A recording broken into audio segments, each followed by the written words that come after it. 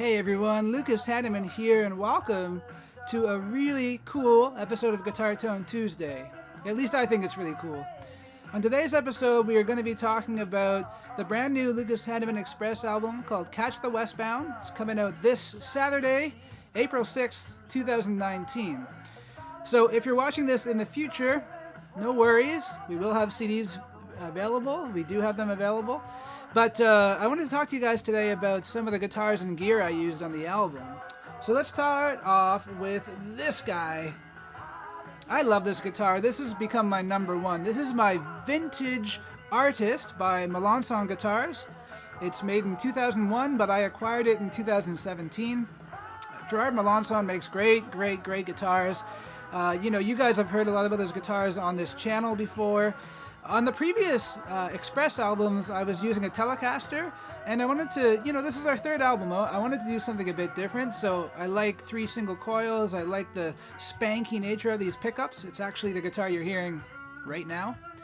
I just love this guitar. It's fantastic. So I'd say about 85% of the guitar on the album is this. Okay.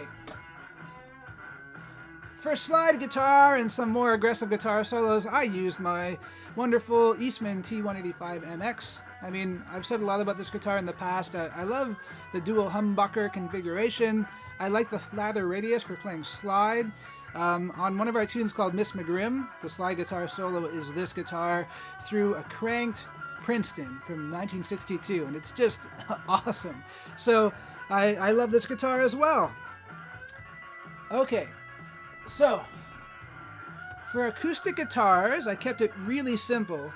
For the normal 6-string acoustic guitar, this is the guitar I used on all of those tracks. I mean, this is my Holly Dreadnought guitar made by Pat Holly from Ottawa. It's just a fantastic instrument. It records so well. And at home with the mics I had available, it just sounds great. And then on the last track of the album, called To Be Brave, it's built around this guitar. This is my 12-string soprano guitar built by Peggy White from Elmont. I've featured this guitar on the show as well, so check that out. Great guitar, really unique sound. So, last track on the album, To Be Brave, it's this guitar. In terms of amplifiers, I mean, I can only fit so many in the shot, so I've featured the main one here. For bed tracks and for lots of the overdubs, I did use my Vintage Sound Vintage 20 Princeton Reverb right here. It's so great. It's fantastic. In terms of microphones, I usually mic'd it up with this Shure SM7B. These are great all-around microphones. It's something a little bit different than a typical SM57. Just sounds really good. Sometimes in conjunction with another microphone, sometimes with a condenser microphone as a room mic, sometimes, though, with this. This is kind of a weird microphone. This is actually made for snare drums, but it's an Audix i5.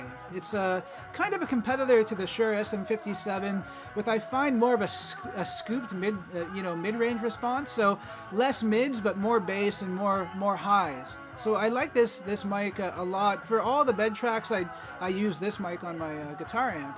It sounds really great, and they're very cheap. Around just over $100. So very cool. So, if you guys are in the Ottawa area, please do come out to Greenfield's Pub, 900 Greenbank Road, if you are around this Saturday. And if not, on Friday the 12th, we are going to be playing in Toronto, doing a CD release there. That's it for this week. We'll see you guys again next Tuesday.